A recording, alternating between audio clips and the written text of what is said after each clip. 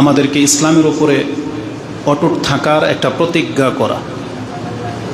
শুরুটাতে এভাবে আমি আপনার কাছে ব্যক্ত করব, যেহেতু এটা বছরের একেবারে শেষ প্রান্তে চলে আসছি, আর মাত্র কয়েকদিন বাকি 1447 হিজরি আমাদের কাছ থেকে বিদায় নেবে, নতুন করে 1448 হিজরি গণনা শুরু হবে।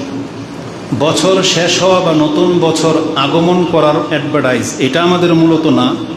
আমাদের মূল বিষয় হলো নতুন বছরকে উদযাপন ইসলামে এলাও নাই, সেটা আরবি হোক, খ্রিস্টাব্দ হোক অথবা বাংলা নববর্ষ হোক।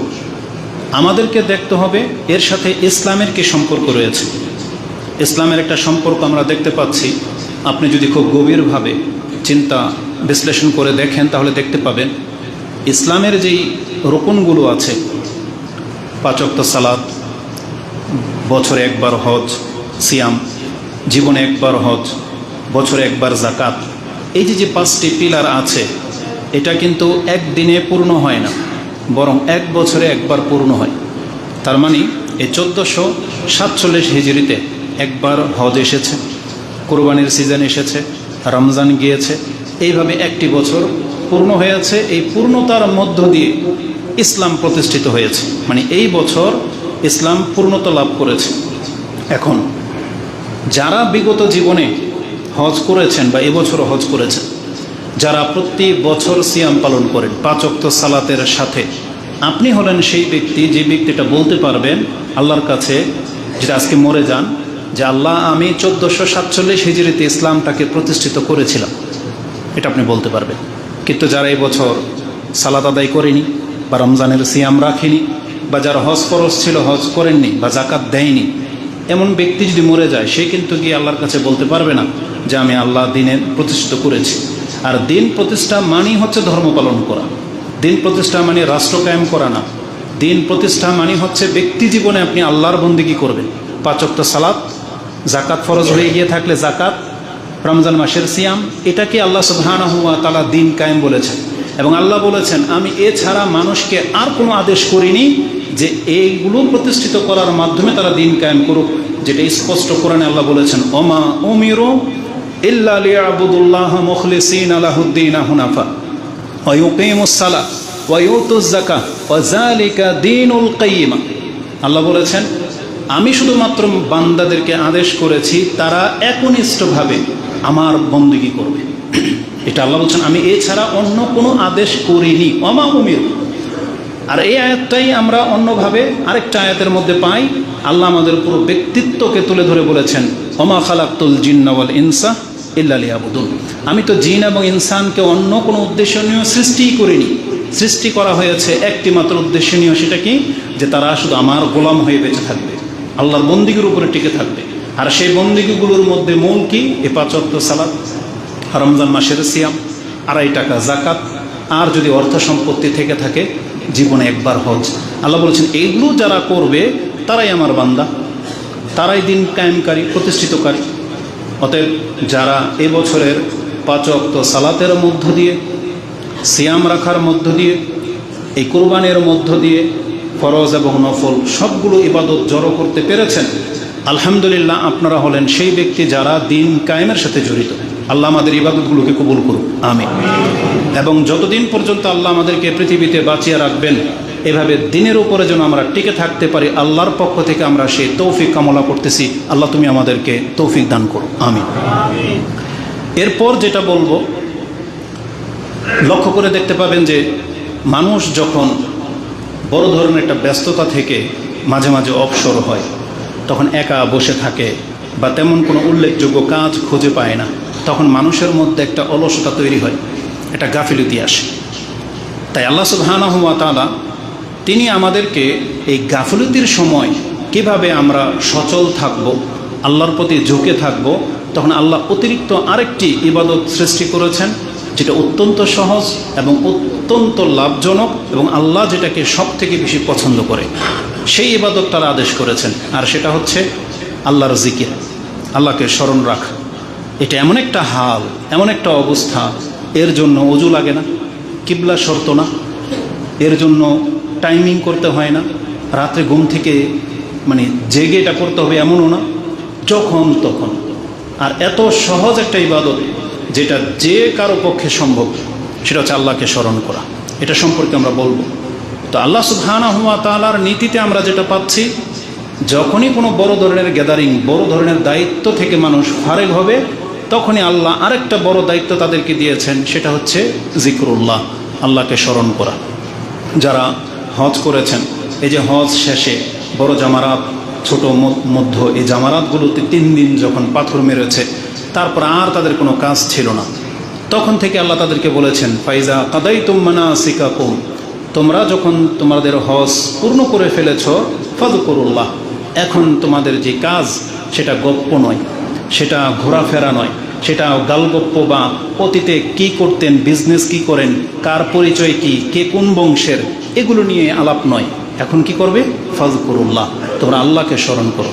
কাযিকরিকুম আবাআকুম আও আশাদ্দা যিকরা, আল্লাহ বলেছেন যেভাবে তোমরা তোমাদের পিতৃপুরুষের অতীত নিয়ে কথা বলতে, তার চাইতে বেশি এখন আল্লাহকে স্মরণ করো, কারণ আল্লাহ তোমাদেরকে হেদায়েত দিয়েছেন। বরং আপনার চর্চাটা কি হতো, আপনি কি ব্যবসা করেন সেটা না, চর্চা হতে হতো সাহাবা ইকরামদের মতো। তারা যেমন ফজর সালাতের পরে তারা রাসূলুল্লাহ সাল্লাল্লাহু আলাইহি ওয়াসাল্লামের সামনে বসতেন এবং অতীত নিয়ে ভাবতেন, হাসাহাসি করতেন এবং এটা নিয়ে আক্ষেপ করতেন, কি যে আমরা কতটা অজ্ঞ মূর্খ ছিলাম, নিজের হাতে নিজের দেবতা বানাইতাম, আবার খিদা পেলে সেই দেবতার হাত পা ভেঙে খেয়ে ফেলতাম। এগুলো ভাবতো আর হাসতো যে আল্লাহ যদি আমাদেরকে হেদায়েত না করতো, আমরা কতটা নিচে ছিলাম, তাহলে আমাদের অবস্থাটা কি হতো, এগুলো নিয়ে তারা আক্ষেপ করত এবং নিজের নির্বুদ্ধিতার কারণে তারা হাসতো যে কতটা অজ্ঞ হলে জাতি নিজের হাতে পুতুল বানায়া আবার সেটাকে মাবুদ হিসাবে এটাকে ইবাদত করে। বট গাছের ইবাদত করা আপনার আমার কাছে ওই ব্যক্তির মগজ সম্পর্কে কী ধারণা? আমরা যারা এ থেকে মুক্ত, যারা আমরা গরুকে মা বলি না, গরুর পূজারি না, বট গাছকে দেবতা বলি না, আপনি এই ধরনের ব্যক্তিদেরকে দেখে কি আপনার বিস্ময় বোধ হয় না? সেও তো আপনার আমার মতো একটা মানুষ। আপনার বিবেক কোনোদিন এটা গ্রহণ করবে না, তার বিবেক কিভাবে গ্রহণ করে নিল? তাহলে এই ধরনের ব্যক্তিদেরকে দেখে আমাদের কি একটু আক্ষেপ হয় না যে আমার রব যদি আমার বিবেককে সুস্থ না করতো, তাহলে আমি ওর মতো এরকম একটা বট গাছের পূজারি হইতাম, আমি ওর মতো একটা গরুর বান্দা হয়ে যেতাম। কিন্তু আমাকে আমার রব বিশ্ব পরাক্রমশালী আল্লাহর বান্দা করে রেখেছে। এটা আল্লাহর দয়া ছাড়া আর কোনোভাবে কোনো ব্যক্তি প্রাপ্ত হতে পারে না। আমাদের আক্ষেপ করা উচিত। এই জন্য আল্লাহ বলেছেন, ওয়াজকুরু নি'মাতাল্লাহ ইন কুনতুম আদাআন ফাআল্লাফা বাইনা কুলুবিকুম ফাআসবাহতুম বিনি'মাতিহি ইখওয়ানা ওয়া কুনতুম আলা শাফা হুফরাতিন মিনান নার ফাআনকাযাকুম মিনহা। আল্লাহ বলেছেন, তোমরা জাহান্নামের একেবারে কিনারায় পৌঁছে গিয়েছিলে, আমি আল্লাহ কোরআন নাজিল করে দিয়ে তোমাদেরকে সে জাহান্নামের পথ থেকে জান্নাতের পথ দেখিয়ে দিলাম। ওয়াজকুরু নি'মাতাল্লাহ, আল্লাহ বলছেন আল্লাহর এই নিয়ামতটাকে স্মরণ করো।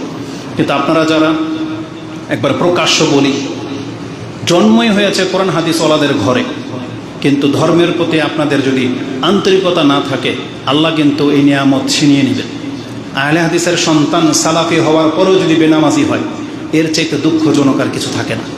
আহলে হাদিস সালাফি কোরআন সুন্নাহর ঘরে জন্ম হয়েও যদি সুদখোর হয়, যদি দাড়িবিহীন হয়, বেপরদা হয়, তাহলে এই আক্ষেপ বলার মতো কোনো ভাষা নাই। কারণ দুনিয়া আল্লাহকে প্রত্যাখ্যান করেছে, কাফের, শত মুনাফেক, আর যারা মুসলিম নামের যারা বেদাতি মুশরিক, তাদের কথাও বাদ। কিন্তু যাদের ঘরে তাওহীদ আছে, যাদের কাছে আল্লাহর পরিচয় আছে, তারা কি করে আল্লাহর কাছ থেকে মুখ ফিরাতে পারে? তারা কিভাবে ইবাদত থেকে গাফিল থাকতে পারে? তারা কিভাবে রমজান মাসের সিয়াম না রেখে পারে? তারা কিভাবে 5 ওয়াক্ত সালাতকে ছেড়ে দিয়ে বসবাস করতে পারে? এটা খুবই আক্ষেপের বিষয়।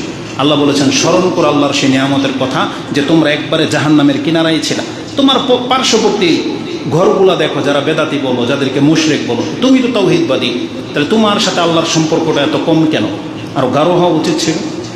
তা আল্লাহ সুবহানাহু ওয়া তাআলা আমাদেরকে বলেছেন যে না, বাপদাদার জিকির চলবে না, এখন আল্লাহকে স্মরণ করো।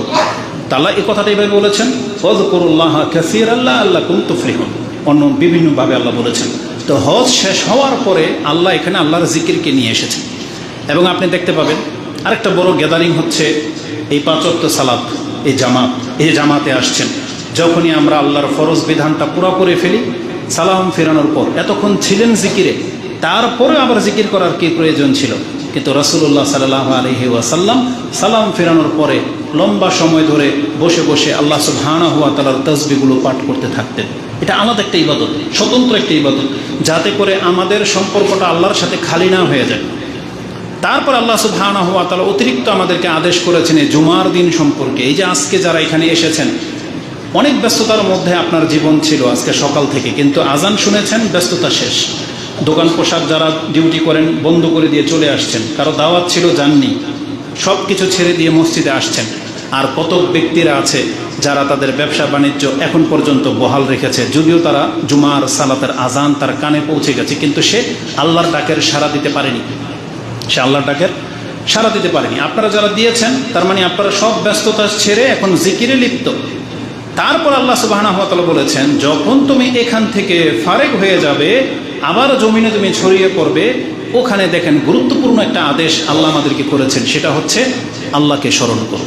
সেখানে গিয়ে তুমি আল্লাহকে ভুলে যেও না। আল্লাহ ফাইজা কাদাইতুম মানাসিকাকুম ফাযকুরুল্লাহ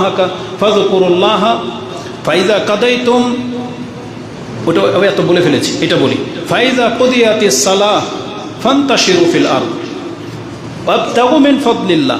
যখন তোমরা নামাজ থেকে ফারেক হয়ে যাবে, আবার জমিনে ছড়িয়ে পড়বে, সেখানে আল্লাহর অনুগ্রহ তোমরা তালাশ করবে। সেখানে গেলে কি করবে?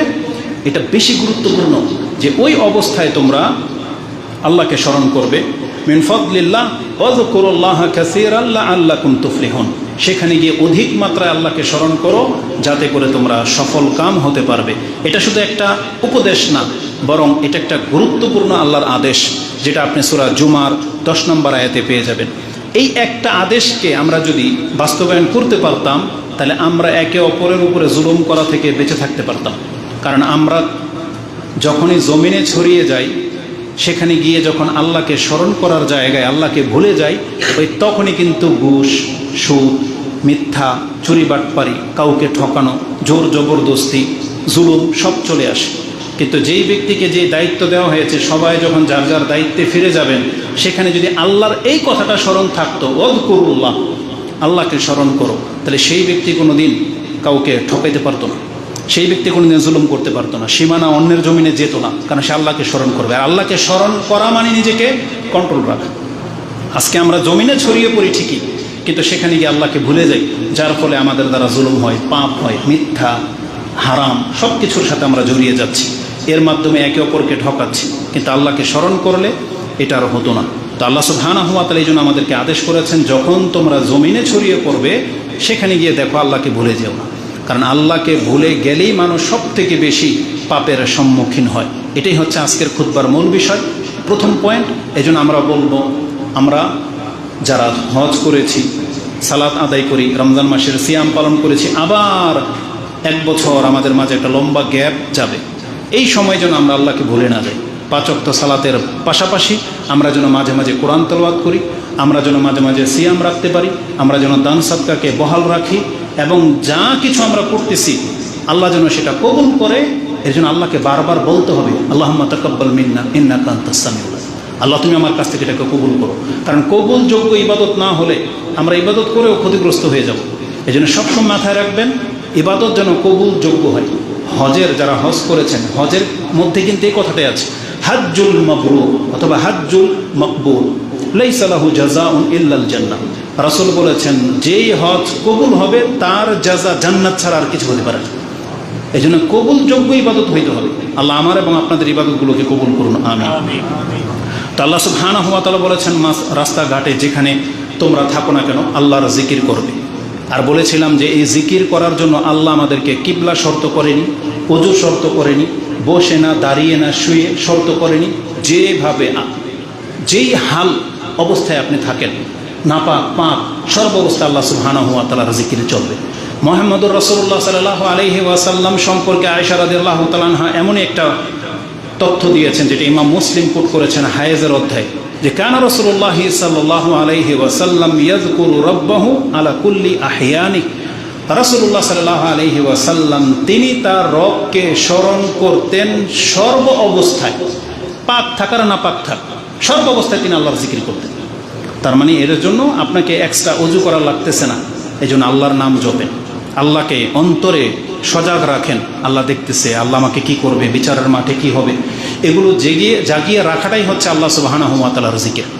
তবে কিছু ভাইয়ারা আছে বর্তমানে আমরা তাদের দেখতে পাচ্ছি, তারা দিনদার হিসেবে সমাজে প্রতিষ্ঠিত, দাড়িও রেখেছে, টুপিও পরে, নামাজও পড়ে, আবার তারা খেলতামশায়ও জড়িত।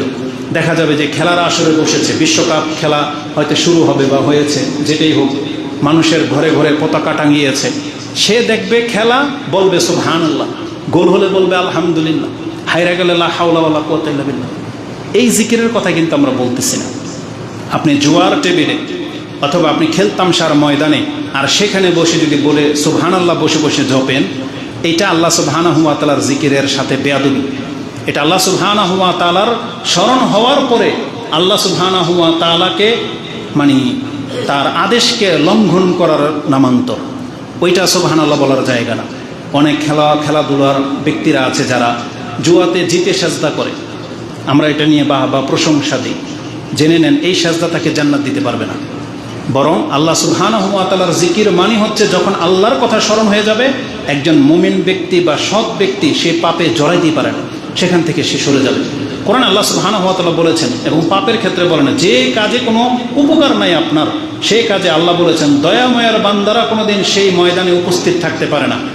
ওয়াইবাদুর রহমান সূরা ফুরকানের মধ্যে আপনি পেয়ে যাবেন যে দয়াময়ের বান্দা কারা, তাদের একটা গুণ হচ্ছে আল্লাহ সুবহানাহু ওয়া তাআলা বলেছেন ওয়াল্লাযীনা লা ইয়াশহাদুনা যুর ওয়া ইযা মাররু বিল-লাগwi মাররু কিরামা।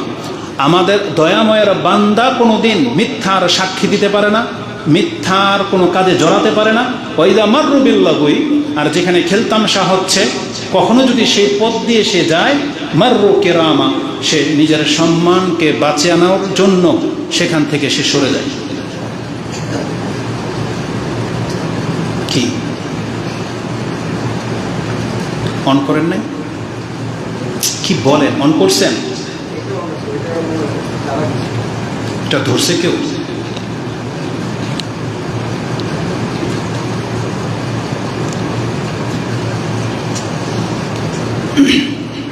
তো আল্লাহ সুবহানাহু ওয়া তাআলা আমাদেরকে কখনো খেলতামশার দিকে ঠেলে দেয় নাই, বরং আল্লাহ নিজেও বলেছেন আহাসিবান নাস আইয়ুতরাকু, মানুষ কি মনে করেছে আমি তাকে ছেড়ে দেওয়ার জন্য খেলতামশা করার বা ফেলে দেওয়ার মতন বস্তু করে সৃষ্টি করেছি? বরং আল্লাহ বলেছেন তাকে আমার কাছে ফিরে আসতে হবে। তাকে ফিরে কেন নিয়ে আসা হবে? তার ইতিবৃত্তান্ত তার কাছ থেকে জবাব নেওয়া হবে, হয় সে যাজা পাবে না সাজা পাবে। তা আল্লাহ সুবহানাহু ওয়া তাআলা আমাদেরকে বলে দিয়েছেন দয়াময়ের বান্দারা কোনোদিন লাগো খেলতামশার সাথে জড়াতে পারে না, আর সেখানে বসে আপনি সুবহানাল্লাহ বলবেন তো দূরের কথা। উপরন্ত আল্লাহ সুবহানাহু ওয়া তাআলা তাদের গুণ সম্পর্কে এটাও বলেছেন ওয়াল্লাযীনা ইযা যুক্কিরু বিআয়াতি রাব্বিহিম লাম ইয়াখিরু আলাইহা সুম্মান ওয়া উমিয়ানা। আর যখন সে যে অবস্থাতে আছে তাকে যদি কেউ আল্লাহর কথা স্মরণ করিয়ে দেয়, তাকে যখন উপদেশ দেয়, তখন কি হবে? তখন সে এটাকে বধির এবং মূর্খের মতো আচরণ করতে পারে না। যেমন একজন ব্যক্তি ডান হাতে খাচ্ছে, আপনি তাকে বললেন ডান হাতে খেতে হয়, বাম হাতে খেতে হয় না, বাম হাতে শয়তান খায়। এই ব্যক্তিকে যে আল্লাহর কথা স্মরণ করিয়ে দিলেন, সে আর হটকারিতা করতে পারবে না। এটা দয়াময়ের বান্দার গুণ। সে চটচট করে তার ডান হাত নিয়ে নিবে খাবার। সে দাঁড়িয়ে আছে, বসে যাবে। সে রাগ করতেছে, তাকে উপদেশ দিচ্ছেন, সে থেমে যাবে। সে মূর্খামি করতেছে, তাকে যদি বলেন আল্লাহকে ভয় করো, সে থেমে যাবে। তাহলে এটা হচ্ছে আল্লাহওয়ালাদের গুণ। আল্লাহ সুবহানাহু ওয়া তাআলা বলেছেন আল্লাহর কথা স্মরণ হয়ে গেলে সে তারপরে আবার সেখানে স্থায়ী থাকবে, এটা রহমানের বান্দাদের গুণ না। তো আমি যেটা বোঝাতে চেয়েছি, আল্লাহ সুবহানাহু ওয়া তাআলাকে স্মরণ হওয়া মানে আল্লাহর বিধানকে মেনে নেওয়া, আল্লাহর বিধানটাকে বাস্তবায়ন করা, সেটাকে মেনে চলা, এটাই হচ্ছে আল্লাহকে স্মরণ করার মূল উদ্দেশ্য।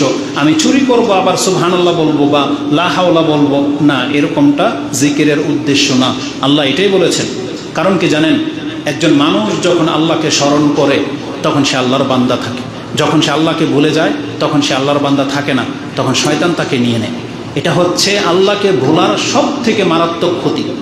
কোরআন আল্লাহ সুবহানাহু ওয়া তাআলা এই মর্মে বহু কিছু বলেছেন। যারা আল্লাহকে ভুলে যায়, শয়তান মূলত মানুষকে দিয়ে বিভ্রান্ত করার বা পাপে ফেলার সবচেয়ে বড় অস্ত্র যেটা ব্যবহার করে, সেটা হচ্ছে আল্লাহর বিধানকে ভুলিয়ে দেয় বা আল্লাহর শাস্তির কথা ভুলিয়ে দেয়। তখন শয়তান তার সঙ্গী হয়ে যায়। যেমন আল্লাহ সুবহানাহু ওয়া তাআলা মুনাফিকদের সম্পর্কে বলেছেন ইস্তাহওয়াযা আলাইহিমুশ শাইতানু ফাআনসাহুম যিকরাল্লাহ, তাদের উপরে শয়তান ছেয়ে গেছে। ইস্তাহওয়াযা আলাইহিমুশ শাইতান মানে শয়তান তাদের উপরে প্রভাব বিস্তার করে ফেলেছে, এবং ফাআনসাহুম যিকরাল্লাহ, তাদেরকে আল্লাহর জিকির থেকে ভুলিয়ে দিয়েছে। এটাই হচ্ছে একটা মুসলিমের জীবনের সবচেয়ে বড় ব্যর্থতা। যদি সে আল্লাহকে ভুলে যায় তখন তার দ্বারা সব ধরনের পাপ, গাফিলতি, এই নামাজ না পড়া, বেপরদা হওয়া, এগুলো সব হয় আল্লাহকে ভুলে যাওয়া, আল্লাহর বিধানকে ভুলে যাওয়ার কারণে। এবং আল্লাহ বলেছেন যে উলাইকা হিজবুশ শায়তান, তখন তারা শয়তানের দলের অংশ হয়ে যায়। এই আয়াতটি আপনি পেয়ে যাবেন সূরা আল মুজাদালা 19 নম্বর আয়াতে। এবং আল্লাহ সুবহানাহু ওয়া তাআলা আরেকটি আয়াতে আমাদেরকে বলেছেন, ব্যক্তিগতভাবে যখন মানুষকে উপদেশ দেওয়ার পরেও যদি মানুষ আল্লাহকে স্মরণ না করে, আল্লাহর স্মরণ হওয়া থেকে নিজেকে মুক্ত রাখে বা মুখ ফিরিয়ে নেয়, তখন আল্লাহ তার থেকে তার মুখ ফিরিয়ে নেয় এবং তাকে শয়তানের দিকে ঠেলে দেয়। শয়তান তাকে নিয়ে চলে যায়, আল্লাহ সুবহানাহু ওয়া তাআলা কোনো বাধা দেয় না বা তার জন্য কোনো পদক্ষেপ নেয় না। কারণ বান্দা নিজে থেকে যখন আল্লাহকে ভুলে যায় তখন আল্লাহ সুবহানাহু ওয়া তাআলা এই কাজটা করে। যেমন আল্লাহ সুবহানাহু ওয়া তাআলা বলেছেন, ওমা ইয়াশু আন যিকরির রহমান নুকাইয়িদ লাহু শায়তানান ফাহুয়া লাহু কারীন। আমার কোনো বান্দা যদি আমার স্মরণ হওয়া থেকে নিজেকে ফারেক করে নেয়, মুখ ফিরিয়ে নেয়, যে সে আমাকে স্মরণ করতেই চায় না, ফজর জাগতে হবে, আপনি অ্যালার্ম দেননি, এমনভাবে ঘরকে নক করে শুয়েছেন যাতে আজানও আপনার কানে না আসতে পারে, তাহলে আপনাকে আল্লাহ সুবহানাহু ওয়া তাআলা কীভাবে হেদায়েত করবেন? আপনি জীবনে কোনো দিন কোরআন নিয়ে বসেন নাই, একটা বক্তব্য শোনেন না, যখন নেট থাকে গান বাজনা, খেলতামশা, কোথায় কি বম্পিং হচ্ছে এগুলো নিয়ে পড়ে থাকেন, কিন্তু আপনার ইচ্ছা হয় না কোনো দিন যে আমি একটা বক্তব্য শুনে দেখি যেটাতে হেদায়েতের কথা আছে, যেটাতে আমার শুধরানোর ব্যাপার থাকবে, এমন একটা টপিকস আপনি জীবনে কোনোদিন শুনে দেখেননি, তাহলে আপনি নিজেকেই লক করে রেখেছেন। এটাই আল্লাহ বলেছেন, ওমা ইয়াশু আন যিকরির রহমান, যেই ব্যক্তি রহমানের স্মরণ হওয়া থেকে নিজেকে পৃথক করে নিল, নুকাইয়িদ লাহু শায়তানুন ফাহুয়া লাহু কারীন। আল্লাহ বলেছেন নুকাইয়িদ লাহু শায়তানান ফাহুয়া লাহু কারীন, তার সাথে একটা শয়তান নিযুক্ত হয়ে যায় আর সে সব সময় তার সঙ্গী হয়ে থাকে। সঙ্গী হয়ে ভালো কাজ করায় না। আল্লাহ সুবহানাহু ওয়া তাআলা বলেছেন, ওয়া ইন্নাহুম লা ইয়াসুদ্দুনাহুম আনিস সাবিল ওয়া ইয়াহসাবুনা আন্নাহুম মুহতাদুন। এইটাই হলো আমাদের মুসলিমদের সবচেয়ে বড় বিপর্যয়। আল্লাহ বলেছেন এই শয়তান তাকে আল্লাহর রাস্তা থেকে সরিয়ে রাখে, কিন্তু এই ব্যক্তি মনে করে যে আমি হক পথে আছি, আমি তো ভালো ভালো কাজই করতেছি, দান দক্ষিণা, রাস্তাঘাট সব কিছুই তো রাষ্ট্র কায়েমের কাজে আমি লিপ্ত, কিন্তু সে নামাজ পড়ে না, সে আল্লাহ সুবহানাহু ওয়া তাআলার হালাল হারাম মেনে চলে না। অনেক মহিলারা আছে ও পরোয়াই করে না যে ও ভুল পথে আছে, এমনভাবে নিজেকে প্রদর্শন করে বা এমনভাবে এমন জীবন সে বেছে নিয়েছে, সে এটা ভাবতেই পারতেছে না যে সে চরম শাস্তি পাবে। কারণ আল্লাহ সুবহানাহু ওয়া তাআলা বলেছেন, ওয়া ইন্নাহুম লা ইয়াসুদ্দুনাহুম, তাদেরকে আল্লাহর পথ থেকে সরিয়ে দেয় শয়তান, ওহুম ইয়াহসাবুন, সে মনে করে যে আমরা হক পথে আছি। এটা হলো আল্লাহকে ভুলে যাওয়ার সব থেকে মারাত্মক ক্ষতি। এই জন্য আমাদের উচিত হবে আল্লাহকে ভুলে না যাওয়া। এই জন্য যারা আমরা রমজান মাসের সিয়াম পালন করেছি, হজ করে আসছেন, আপনি ভাববেন না যে আপনার দায়িত্ব শেষ হয়ে গেছে, কিন্তু এই দায়িত্বটা কিন্তু আমাদের মরার আগ পর্যন্ত। শুধু আজকে আমরা আল্লাহর বান্দা না, একটু পরও আমরা আল্লাহর বান্দা থাকবো, কালকে আমরা আল্লাহর বান্দা। কতক্ষণ পর্যন্ত? যতক্ষণ পর্যন্ত মালাকুল মউত আপনার আমার সামনে উপস্থিত না হয়ে যাচ্ছে। কারণ এটাই আমাদেরকে আদেশ করা হয়েছে। আল্লাহ বলেছেন, ওয়াবুদু রাব্বাকা হাত্তা ইয়াতিয়াকাল ইয়াকিন, যেটা আপনি সূরা হিজর 15 নম্বর সূরার একবারে শেষ আয়াত 99 নম্বর আয়াতে পাবেন, যে আল্লাহ বলেছেন তুমি ইবাদত করতে থাকো যতক্ষণ পর্যন্ত সেই চূড়ান্ত দিনটা তোমার কাছে উপস্থিত না হয়ে যাচ্ছে, তার মানে মৃত্যু। এজন্য আমরা সবসময় আল্লাহর বান্দা থাকার চেষ্টা করব, আমরা যেন গাফিলতিতে না পড়ি, শয়তান যেন আমাদেরকে ছিনিয়ে নিতে না পারে। আল্লাহ সুবহানাহু ওয়া তাআলা তিনি আমাদের আরেকটা কারণে তাকে স্মরণ করতে বলেছেন, আর এটা আমরা অধিকাংশ মানুষরা ভুলে গেছি বা করি না, আমরা গাফিলতিতে পড়ে গেছি।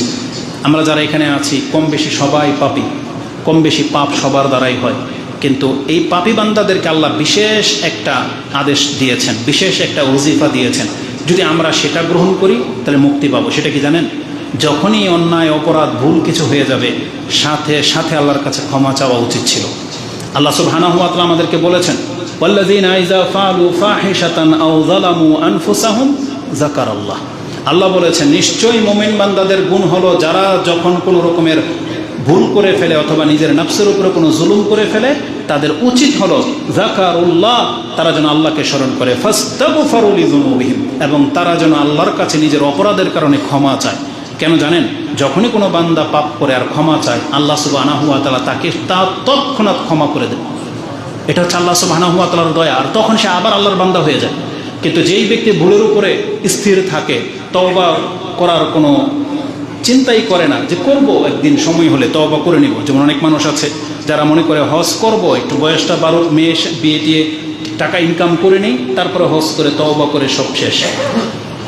কোনো বিড়ির কোম্পানিওয়ালা বিড়ি বিক্রি করে কোটিপতি হয়ে তওবা করে যদি মসজিদ বানায়, আমাদের অবস্থা হয়ে গেছে তেমন, বুঝছেন?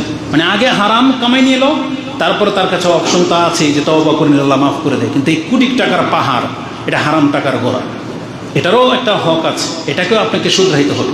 এই জন্য এই চালাকি করবেন না, এই তৌফিক কিন্তু আল্লাহ সবাইকে দিবে না।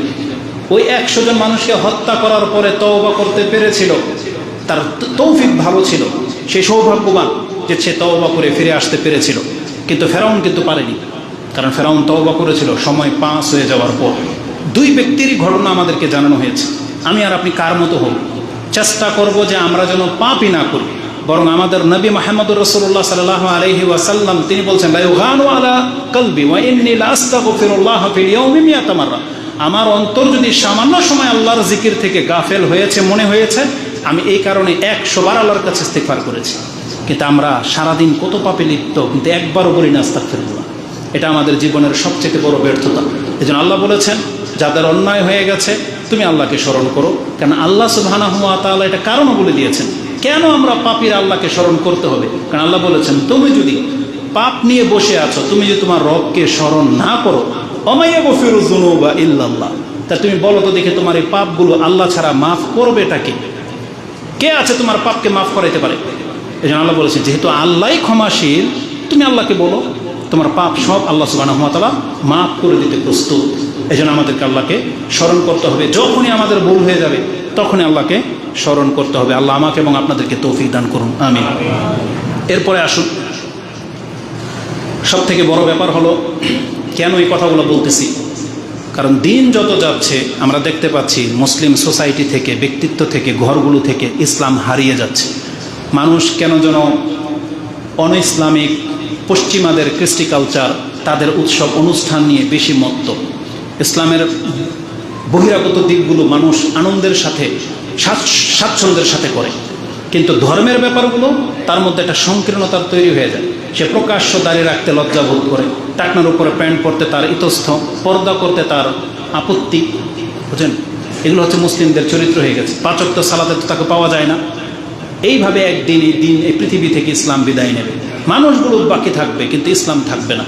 এই জন্য আমাদের উচিত যতদিন পর্যন্ত আমরা কল্যাণের উপরে থাকতে চাই ততদিন যেন আমরা ইসলাম পালন করি। আমরা যদি ইসলাম পালন করি, আমাদের সন্তান, আমাদের ঘরে ইসলাম টিকে থাকবে। আমরা দায়িত্বশীলরা যদি ইসলাম থেকে মুখ ফিরিয়ে নিই, আপনি দেখবেন আপনার নিচে যারা আছে তারা কেউ ইসলাম পালন করবে না। আপনি যারা 5 ওয়াক্ত নামাজ পড়েন, ঘরের যাদেরকে ডাকেন, আপনি তাদেরকে ডাইকেন না, দেখবেন স্বেচ্ছায় তারা উঠবে না, তাদেরকে শয়তান এইভাবে ছেয়ে যায়।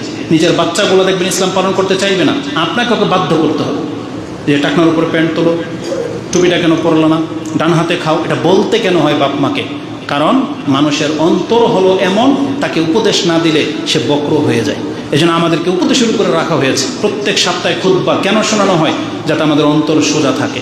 এই কাজগুলো যদি আমরা ছেড়ে দেই, আমরা আর কোনোদিন ইসলামের উপরে টিকে থাকবো না। কারণ বাতিল খুব জোরসোরে প্রচার প্রসারণায় লিপ্ত, শুধুমাত্র ইসলামের কাজগুলো ধীরগতিতে চলে না। আমাদেরকে এটা বাড়াইতে হবে।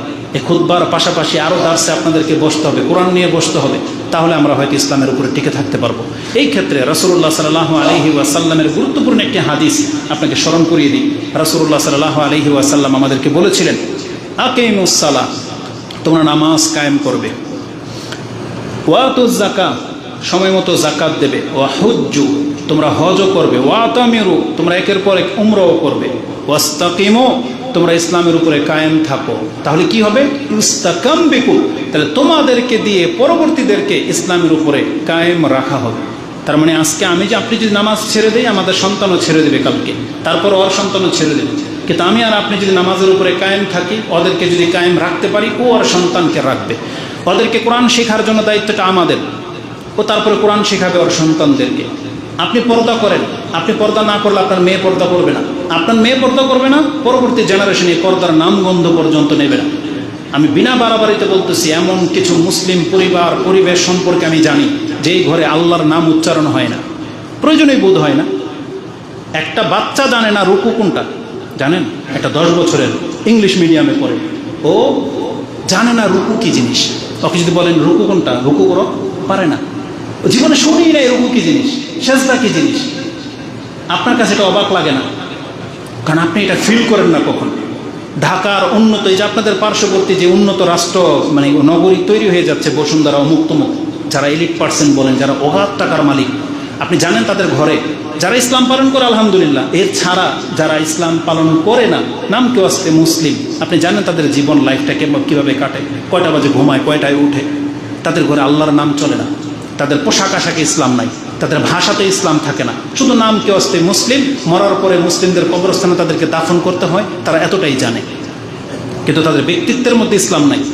তাহলে আমরা যারা এমন নই, আমাদের যাদের ঘরে মোটামুটি ইসলাম পালন করা হচ্ছে, আপনি এটাকে শক্ত করে ধারণ করেন, কারণ রাসূল বলেছেন ইস্তাকিমু, তোমরা এটাকে শক্ত করে ধরো, ফায়ুস্তাকাম বিকুম। তাহলে তুমি যদি চাও তোমার ঘরের এই ইসলামটা, এই জেনারেশনটা টিকে থাকুক, তাহলে তোমার দ্বারা ইসলাম পালনকারী হইতে হবে। এই জন্য ইব্রাহিম আলাইহিস সালাম বলেছেন জুনুবনি ওয়া বানিয়া না'বুদাল আসনাম, আল্লাহ তুমি আমাকে এবং আমার সন্তানদেরকে পুতুল পূজা থেকে বাঁচিয়ে রেখো। রব্বি জাআলনি মুকিমাস সালাতি ওয়া মিন যুররিয়াতি, আল্লাহ তুমি আমাকে এবং আমার সন্তানকে নামাজি বানাও। কেন তিনি এইভাবে দোয়া করতেন? কারণ ইসলামটা শুধু নিজের মধ্যে সীমাবদ্ধ থাকলে চলবে না, এটা আমার পরিবার পর্যন্ত নিতে হবে এবং চেষ্টা করতে হবে যেটা বহাল থাকে। আর আমি আর আপনি যদি শিথিল হয়ে যাই, আমি আর আপনি যদি দাঁড়িয়ে ফেলে দিই, আমি আর আপনি যদি সিগারেট জর্দা পানের সাথে জড়িত থাকি, আপনি কি করে এটা আশা করতে পারেন যে আপনার সন্তান তা থেকে মুক্ত থাকবে? কখনো হইতে পারে না। এই জন্য আমাদের গার্জিয়ান যারা আছি, তারা অন্তত আমাদেরকে ইসলামটাকে পালন করতে হবে, ইসলাম টিকে থাকে সেই পরিবেশ গড়তে হবে, সেই সমাজ গড়তে হবে। আল্লাহ আমাদেরকে তৌফিক দান করুন, আমিন।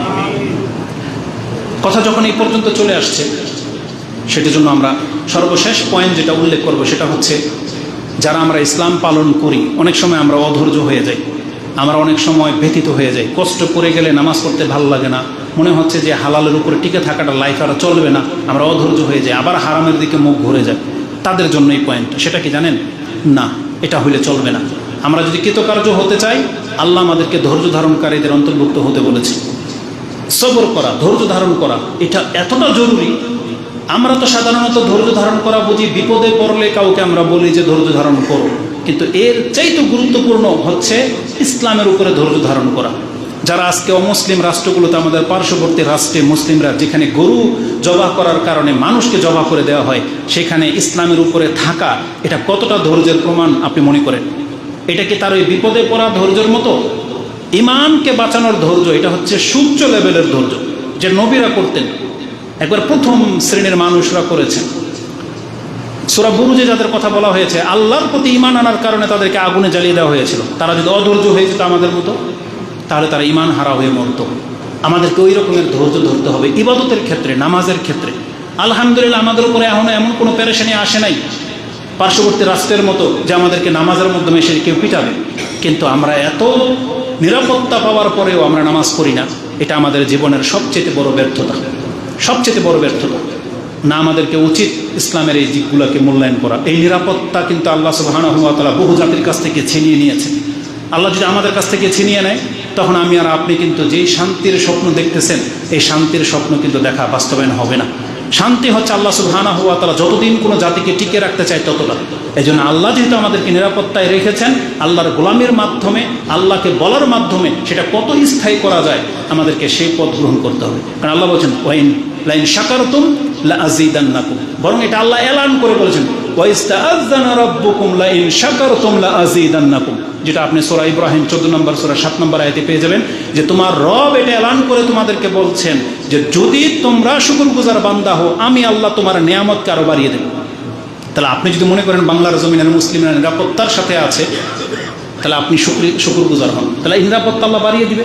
আপনি আর আমি যদি সচ্ছল হয়ে থাকি, ঘরে যদি কোনো খাদ্যের ঘাটতি না থেকে থাকে, তাহলে আপনি শুকরগুজার বান্দা হন, এই নিয়ামত আল্লাহ আরো লং টাইম আমাদেরকে ভোগ করার তৌফিক দেবে।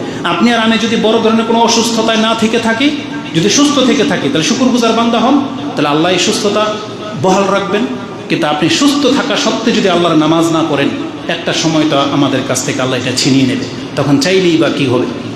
এই জন্য আমার মনে হয় আমাদেরকে ইসলামের উপরে জমে যেতে হবে। আল্লাহ আমাকে এবং আপনাদেরকে স্থির রাখুন ইসলামের উপরে, আমিন ইয়া রাব্বাল আলামিন। তো ধৈর্যের 3টা রূপ আছে। একটা রূপ হচ্ছে আস-সাবরু আলা তাআতিল্লাহ, আল্লাহর আনুগত্যের ক্ষেত্রে ধৈর্য ধারণ করা। দ্বিতীয় রূপ হচ্ছে আস-সাবরু আম মা'সিয়াতিল্লাহ, আল্লাহর নাফরমানি করার থেকে ধৈর্য ধারণ করা। মানে আমার এখন লোভ বা খায়সাত জেগে গেছে, আমার এখন সামনে একটা হারাম কেন ইনকাম, বড় মাপের ইনকাম হয়ে যাবে। আল্লাহ বলেছেন না, এটাতে জড়ানোর চেয়ে তোমাকে ধৈর্য ধারণ করে থাকতে হবে। মানে পাপ কাজে না লিপ্ত হওয়ার ধৈর্য এটা লাগবে, যেটা আজকে আমাদের অধিকাংশ মানুষের মধ্যে নাই। কারণ আমরা অধৈর্য বিদেই তো আমরা পাপ করি, আমরা অধৈর্য বিদেই আমরা মিথ্যা বলি, অন্যেরটা কোনোভাবে খেয়ে ফেলতেছি। আমরা অধৈর্য বিদায়ী তো আমরা আল্লাহ সুবহানাহু ওয়া তাআলার 5 ওয়াক্ত সালাত পড়তে পারি না, আমাদের মধ্যে ঘাটতি আছে। আর 3 নম্বরটা ছিল আসসাবরু আলা মা কদ্দারাল্লাহু মিনাল মাসাইব। আল্লাহ যে মুসিবত দেয় তাহলে সেই ক্ষেত্রে ধৈর্য ধারণ করা, এটা আমরা সবাই বুঝি যে মুসিবতে ধৈর্য ধারণ করতে হয়। কিন্তু আল্লাহর দিনের ক্ষেত্রে ধৈর্য লাগবে, 5 ওয়াক্ত নামাজ পড়তে ধৈর্য লাগে, এই কথাটা আমরা খুব কম মানুষ শিখেছি বা বুঝে থাকি। অথচ আপনি জানেন আল্লাহ সুবহানাহু ওয়া তাআলা তার ইবাদতের ক্ষেত্রে, নামাজের ক্ষেত্রে ধৈর্য ধারণ করতে বলেছেন। নবীদেরকে আল্লাহ সুবহানাহু ওয়া তাআলা এইভাবে বলতেন। আল্লাহ বলেছেন রব্বুস সামাওয়াতি ওয়াল আরদি ওয়া মা বাইনাহুমা। আল্লাহ হচ্ছেন আকাশ জমিন এবং এর মাঝে যা আছে সব কিছুর রব। তারপর আল্লাহ বলেছেন ফাবুদুহু, তোমরা তারই ইবাদত করো, ওয়াস্তাবির, এবং এই ইবাদতের উপরে তোমরা স্থির থাকো। আল্লাহ আমাদেরকে এখানে ধৈর্য ধারণ করতে বলেছেন, ইবাদতের উপরে স্থির থাকতে বলেছেন। মাঝে মাঝে ইবাদত মাঝে মাঝে ছেড়ে দিলেন, ভালো লাগলে নামাজ পড়লেন, নালে ছেড়ে দিলেন, এমন না। আমি আর আপনি আল্লাহর বান্দা, ভালো থাকলেও বান্দা, খারাপ থাকলেও বান্দা, অভাবে থাকলেও বান্দা, সচ্ছলতা থাকলেও বান্দা। আমাদেরকে বন্দুকের দিকে ফিরে আসতে হবে। আল্লাহ সুবহানাহু ওয়া তাআলা আরেকটা আয়াত, এটা ছিল সূরা মারিয়ামের 65 নম্বর আয়াত, আরেকটা আয়াত আল্লাহ সুবহানাহু ওয়া তাআলা সূরা তোহা, তাতে বলেছেন ওয়ামুর আহলাকা বিসসালাহ, নবীদেরকে বলেছেন যে তুমি তোমার পরিবারকে নামাজের আদেশ দাও। কি বলেছেন? ওয়ামুর আহলাকা বিসসালাহ ওয়াস্তাবির আলাইহা, তুমি নিজেও এর উপরে প্রতিষ্ঠিত থাকো। নিজেকেও তুমি নিজে যেমন পরিবারকে নামাজ পড়াইবা, তার আগে তুমি নিজেকে নামাজি বানাও। আল্লাহ এখানে আমাদেরকে নামাজের উপরে স্থির থাকতে বলেছেন। এটা হচ্ছে ধৈর্য। শুধু নামাজের ক্ষেত্রে এটা না, এটা ব্যক্তি জীবনে, মানে আল্লাহর বিধানের ক্ষেত্রে ধৈর্য ধারণ করা। আমভাবে আল্লাহ সুবহানাহু ওয়া তাআলা এটা আমাদেরকে জানিয়েছেন, যেটা আপনি সূরা ইনসান 24 নম্বর আয়াতে পেয়ে যাবেন। আল্লাহ বলেছেন ফাসবির লিহুকমি রাব্বিক ওয়ালা তুতি মিনহুম আসিমান আও কাফুরা, তুমি আল্লাহর বিধানের উপরে ধৈর্য ধারণ করো, তুমি ওই পাপীদের মতো, কাফেরদের মতো পথ অনুসরণ করো না, তাদের পথ দিকে যেও না। আমাদেরকে ইসলামের উপরে টিকে থাকতে বলার আদেশ করা হয়েছে। এই জন্য সর্বোপরি আমরা আল্লাহ সুবহানাহু ওয়া তাআলার কাছে এটা প্রত্যাশা করি, আল্লাহ আমাদের যাদেরকে ইসলাম দিয়েছেন, আল্লাহ আমরা যেন ইসলামের উপরে ধৈর্য ধারণ করতে পারি, তোমার ইবাদতের উপরে যেন টিকে থাকতে পারি, আল্লাহ তুমি আমাদেরকে তৌফিক দান করো, আমিন। সর্বশেষ মেসেজ যেটা থাকবে আমাদের যুবক ভাইদের জন্য, যারা অধিকাংশ সময় নেটে থাকেন এবং আমরা যারা আছি সমাজে বিচার আচারে বা যারা বিভিন্ন দায়িত্বশীল, আল্লাহ আমাদেরকে বলেছেন তুমি জমিনের ফাসাদকারী হইও না। আল্লাহ আমাদেরকে ইসলাম দিয়ে ধন্য করেছেন, এই ইসলাম পাওয়ার পরে তুমি আর ফাসাদকারী হইও না, আল্লাহ আমাদেরকে নিষেধ করেছেন। কোরআনে এই মর্মে একটি আয়াত আছে, আল্লাহ বলেছেন ওয়ালা তুফসিদু ফিল আরদি বাদা ইসলাহিহা, সংশোধন হয়ে যাওয়ার পরে তুমি এই জমিনে ফাসাদকারী হইও না। কিভাবে ধরেন, আপনাদের সমাজটা ভালো ছিল, সবাই নামাজ ছিল, বেপরদা কেউ ছিল না, একটা শৃঙ্খলা ছিল। হঠাৎ করে একজন পয়সাওয়ালা ব্যক্তি তিনি তার বিয়ে শাদীর মধ্যে বা অনুষ্ঠানে একটা ট্যাক্সিডের আয়োজন করলো, অথচ এই সমাজে গান বাজনার প্রচলন ছিল। সে নিজে প্রকাশ্যে সিগারেট খাওয়া শুরু করলো, সে এমন একটা রেস্টুরেন্ট করেছে সেখানে বেহায়াপনার আশ্রয় হয়েছে, বা একটা ক্রাম বোর্ডের আড্ডাখানা করেছে। এটা হচ্ছে ফাসাদ। এই সমাজ এখন ধ্বংসের দিকে যাবে। তেমনি ফাসাদ হচ্ছে নেটের মধ্যে। আমরা মুসলিমরা ধর্ম প্রচার করি না, কিন্তু একটা উলঙ্গ ভিডিও আপনি প্রচার করতেছেন, কে গোল দিল না, কে কি করলো, কোন দেশের পতাকা কার সাথে খেলাই যে আপনি শেয়ার করতেছেন, এগুলো হচ্ছে ফাসাদ। উপরন্ত ধর্মের বিপরীতে গিয়ে নগ্নতা, এগুলো হচ্ছে ফাসাদ। আল্লাহ সুবহানাহু ওয়া তাআলা মুসলিমদের কাছ থেকে কোনোদিন এটা আশা করে না যে তুমি ইসলামের বিপক্ষে কাজ করো এবং এগুলোকে তুমি ছড়াও। এটা আল্লাহ সুবহানাহু ওয়া তাআলা কখনো চাইনি, এজন্য আমাদেরকে নিষেধ করেছে, আমাদেরকে এই জন্য বাঁচতে হবে। আর সব থেকে বড় ব্যাপার, রাসূলুল্লাহ সাল্লাল্লাহু আলাইহি ওয়াসাল্লাম বলেছেন, একবার যারা তওবা করে ইসলামে ফিরে এসেছেন, আপনার আমার উচিত অতীত জীবনে ফিরে না যাওয়া, ওই পাপের জীবন আর বেছে নেওয়া উচিত না। এই ক্ষেত্রে রাসূলুল্লাহ সাল্লাল্লাহু আলাইহি ওয়াসাল্লাম বলেছেন, যারা ঈমানের স্বাদ পাবে তারা কারা? বলেছেন সালাসাতুল মান কুন্না ওয়াজাদা হালাওয়াতাল ঈমান, যার মাঝে 3টা গুণ থাকবে তার মধ্যে ঈমানের স্বাদ জেগে যাবে বা সেই ঈমানের স্বাদ পাবে। তার একটা ছিল যে আই ইয়াকরাহ আই ইয়াউদা ফিল কুফর কামা ইয়াকরাহ আই ইউকযাফা ফিন নার। একজন ব্যক্তিকে যদি আগুনের সামনে দাঁড় করিয়ে দিয়ে বলা হয় যে তুমি এখানে পা দিতে পছন্দ করো, একটা মানুষ কোনোদিন জেনে শুনে আগুনে পা দিতে পছন্দ করে না, তাহলে তার সামনে তার অতীত রয়ে গেছে। আগে সে কোন স্টাইলের ছিল, গান বাজনা করতো না, সিগারেট বিড়ি খেত না, নেশা করছিল না, হত্যাকারী ছিল, জেনাকারী ছিল, তাকে তারও সেই অতীত লাইফে আর ফিরে যাওয়াটা উচিত না। যে এটাকে ঘৃণা করে, রাসূল বলেছেন অজাদা হালাওয়াতাল ঈমান, এই ব্যক্তি ঈমানের স্বাদ পাবে। আল্লাহ আমাকে এবং আপনাদেরকে এই লেভেলের ঈমানদার হওয়ার তৌফিক দান করুন, আমিন। আমরা যা করেছি আল্লাহ যেন আমাদের সেই ইবাদতগুলোকে কবুল করুন, আমিন।